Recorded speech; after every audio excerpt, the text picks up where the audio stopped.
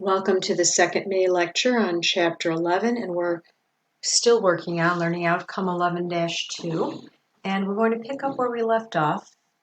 And in this case, it's going to be with stock authorization. Now, if you recall from page 1, we were talking about corporations being established by the state, being issued a charter. Well, in the charter, it indicates the number of shares that you're authorized to sell over the lifetime of the corporation.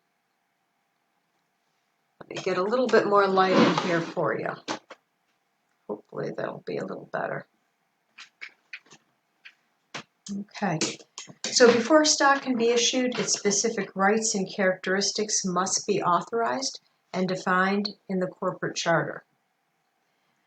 The authorization does not affect the accounting records, but it does establish certain characteristics that later will affect how stock transactions are recorded. Okay, so now let's talk about these two terms, par value and no par value. Par value is, and I wrote this on the side here, you're welcome to add it to your notes, an arbitrary amount specified in the corporate charter that's used to determine the amount we credit to the common stock account. Now, initially, par value was introduced to prevent stockholders from removing contributed capital of the business when the business was about to go bankrupt. But since that point in time, stronger laws and regulations exist today that prevent this from happening, from raiding the corporate accounts. In fact, it used to be called legal capital. So nowadays, many states, including New York State, is allowed to issue no par value stock.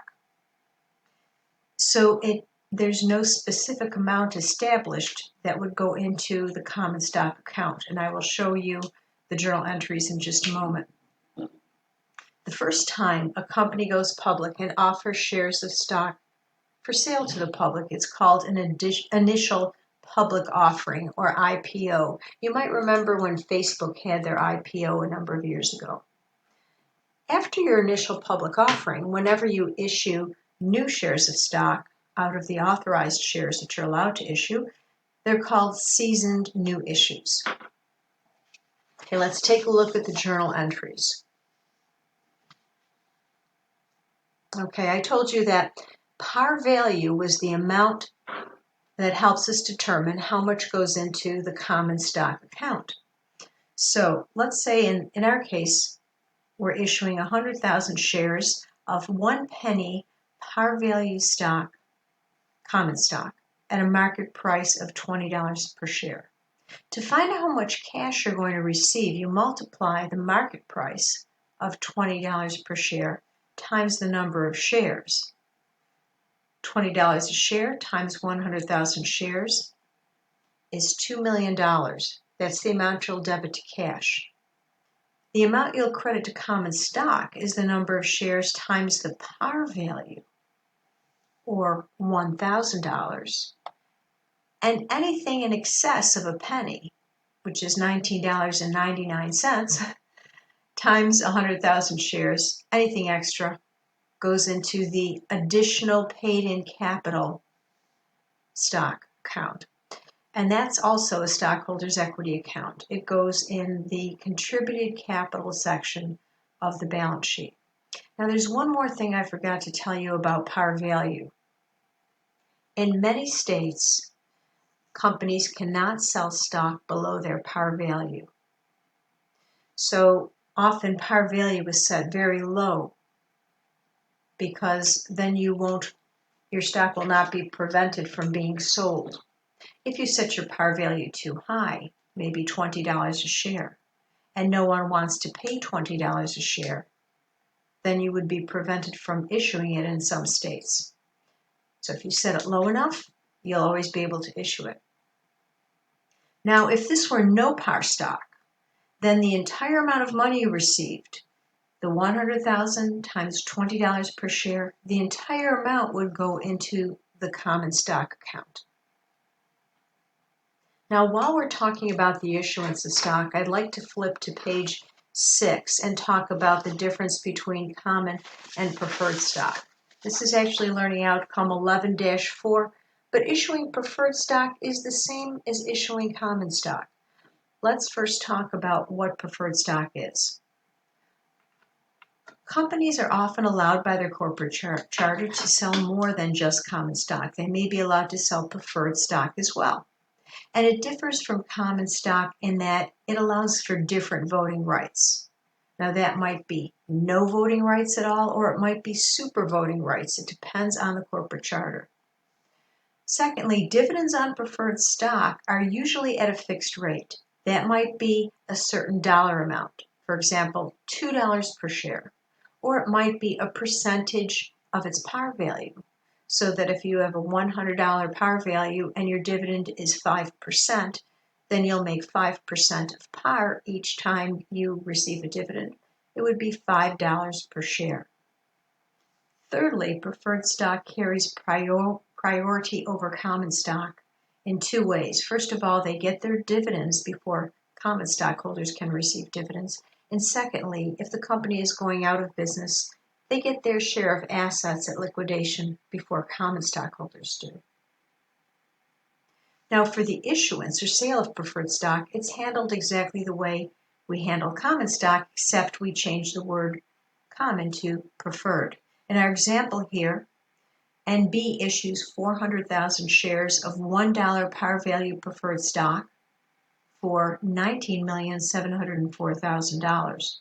So we debit cash for the total amount of cash received, but we multiply the number of shares times the par value, or 400,000, to determine what goes into the preferred stock account, and then anything over the 400,000 that is received goes into additional paid in capital.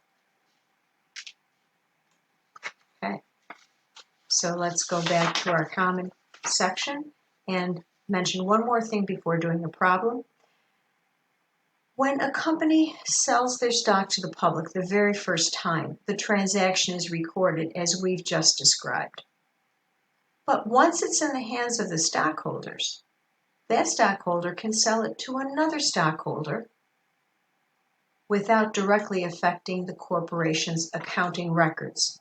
The corporation would keep track of who owned the stock, but once that stock has been sold to the initial investor, any subsequent sale does not affect the accounting records of the corporation. Okay, now let's take a look at a problem. We're going to do the second problem on our worksheet, E11-6. Ada School of Learning obtained a charter at the start of the year that authorized 50,000 shares of no-par common stock and 20,000 shares of preferred stock with a par value of $10 each.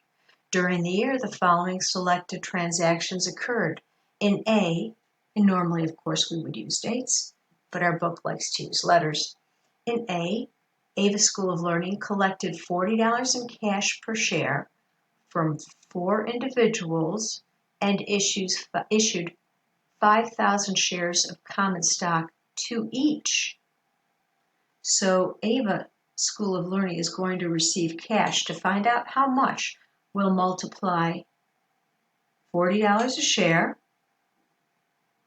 times 5,000 shares to each individual times 4 individuals. So the total amount of cash received is $800,000. Now remember, the common stock was no par common stock, which means the entire amount of money you receive when you issue that stock goes into the common stock account.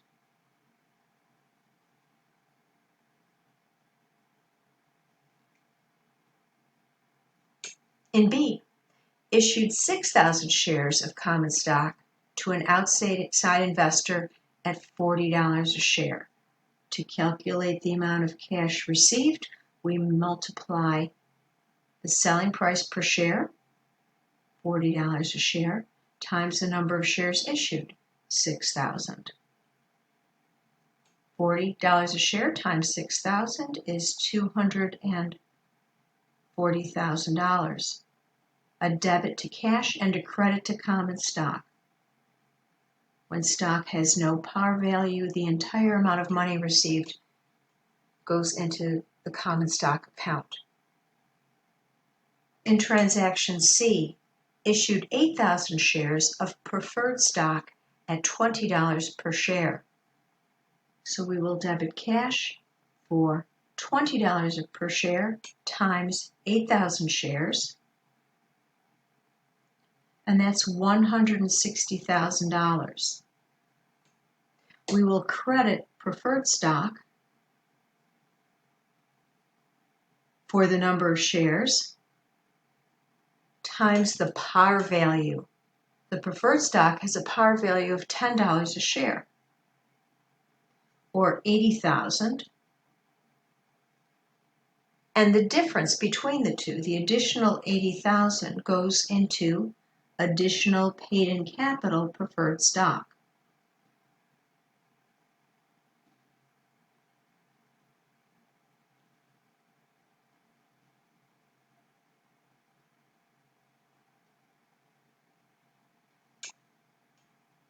Okay, so in the next part here, they ask us to prepare the stockholders' equity section of the balance sheet at December 31st.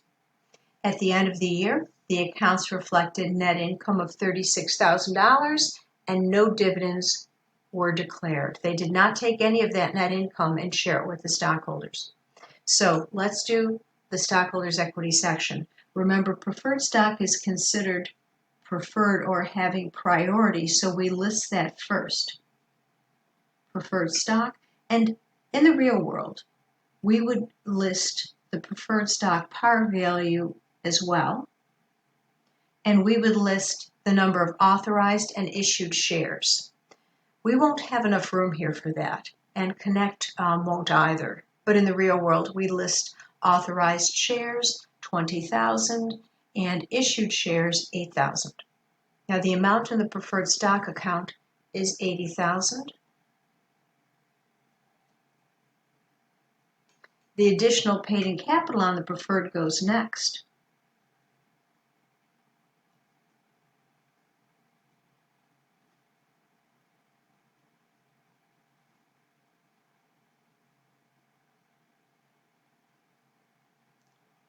And that's the other 80,000. And the common stock goes last. And we're going to have to add up 2 there. We've got 800,000 and 240,000, so that's 1,040,000.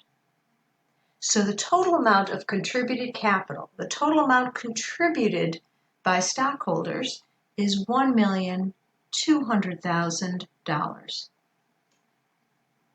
And remember, the second part to the stockholders' equity section of the balance sheet is retained earnings. And retained earnings is the accumulated net income of the company less any dividends declared.